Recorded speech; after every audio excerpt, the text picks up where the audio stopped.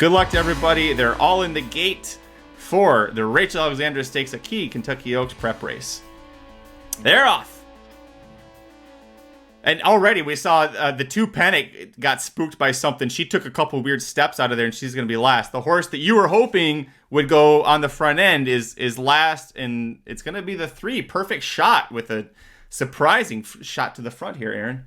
Yeah, perfect trip for the horses just behind her as well here. So the 2 Cox horses will track Perfect Shot. I am surprised she's in front, but there's really no excuses for the 1 of the 5. They're sitting in good spots. Pinnock, yeah, holy cow, horrible break, and that was it. I'm very glad I changed that pick. I would be so mad right now, but still could be mad. Just wait and see here. Are you surprised about this? So when they broke, as they went in the gate, Alpine Princess was 7-2, as they do 24-1.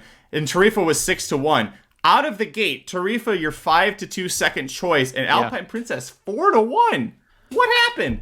I don't know. It's probably too good to be true. I'm sitting here thinking, but I mean, she looks good, and the Alpine Princess is not on the rail, which is where you definitely don't want to be. If Flo wants to be a little bit of an IRAD, try and keep this 3 pinned down there and herd her down into where the track is not running well. Well, I mean, if you're good from here, you got to win unless somebody just really fires a big one. And there's, some horses are starting to come. It's wide open as we can't really see. I think Tarifa making a nice run. Alpine Princess. Yeah, Alpine Princess is not running, so Tarifa's going to win. The horse that we were like, yeah, she's not very good. Wow. Intricate is trying, but boy. Yeah. Wow. Alpine Princess had absolutely nothing. She and Vivi's Dream, by the way, are fighting for 4th place right now. Yeah. Tarifa clears ahead. It's going to be 1, 4, 3, 5, 6, and I didn't even see Pennant cross. Jareth Loveberry might have just pulled her up. She never looked. Once that break went poorly for her, she didn't look good. All right, let's talk about what we saw here with Tarifa. We were saying right before they broke that you and I were both excited to play against her because we didn't think she looked that good in her last win here on the Comp Stakes undercard. As soon as Pratt tipped her off the rail, I thought it's taken him 13 races, but he's finally learned to get your damn horse off the rail on the dirt course here. Yeah, I'm watching her down the stretch here, and it was late for her to change leads, but when she did, she kind of took off again. And, I think this is just sometimes an example of just follow where the top jockey goes on the horse, right? I mean, you do look at the past performance and you think, I just don't think this horse is that good going long. Well, she was just fine. I don't know. That was just a very, very impressive race. And, what do you know? The horse that gets pounded out of the gate ends up winning the race. It happens all the time. She was all over this track for a while, but, like I said, once she switched, it was another gear for her. So very impressive. Kind of that's what I thought she would do last time, and she didn't really run that kind of race, but she ran well this time. So, man, that was really, really impressive. Yeah, definitely improving with experience, right? That is a much different looking filly than we just saw on January 20th. Intricate ran a good second. We haven't seen her since November, so the layoff to consider. She was coming from more off the pace than the one Tarifa was. Those 2 fillies, I think you definitely want to consider moving forward for the Fairground Oaks. The Perfect Shot, I thought, had the right trip and just, flattened out, but she ran 3rd at 17-1. I think that's more the track not playing well to some horses, and some other horses kind of, too overhyped in this race. But Asmussen had another filly that we saw earlier on this card that you got to watch out for the Fairgrounds Oaks. I saw Panic when they showed the break from the head-on of the break from the gate. She almost went to her nose, and then when she corrected, that's when she leapt up in the air. So a scratch-off race for Panic if you were going to play her here.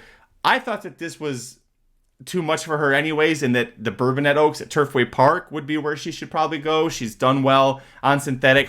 She's by Hardspun. Those progeny tend to do very well on a synthetic course. So hopefully she came out of it okay. I didn't see her cross the wire, but if she came out of it okay, maybe they'll try Turfway with her here.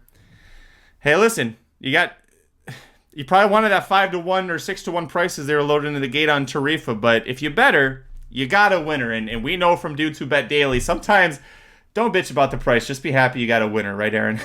Absolutely, yeah. I know it sucks, but got a winner and got an easy one.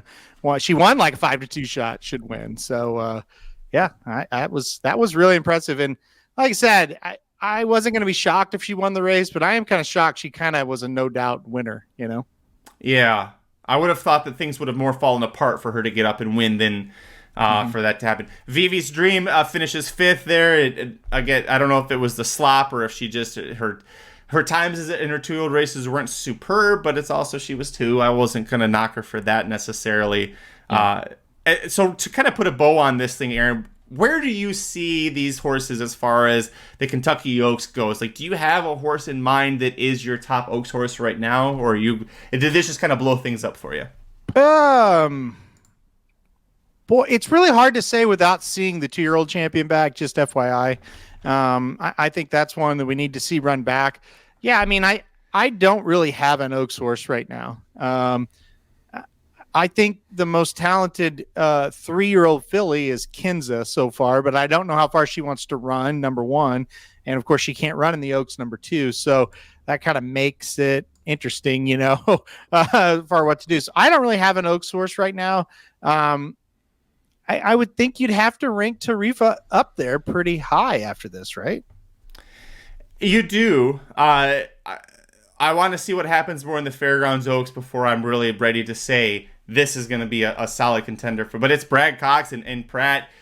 They team up well on plenty of horses that we've seen recently. This race I'd mentioned before, 10 of the last 27 Kentucky Oaks winners came out of this race. So if the horse comes out of this race, whether it was Tarifa, Intricate, you know, Alpine Princess, Perfect Shot, if any of those horses go to the Kentucky Oaks, history says there's a good chance there's a decent chance of them winning the Kentucky Oaks. Kentucky Oaks horse, because I didn't get to see her today, it remains West Omaha. So we'll see West Omaha in the Honeybee Stakes, and like I said, we'll have a preview for that over at racingnews.com on Monday, President's Day. So we'll have that for you.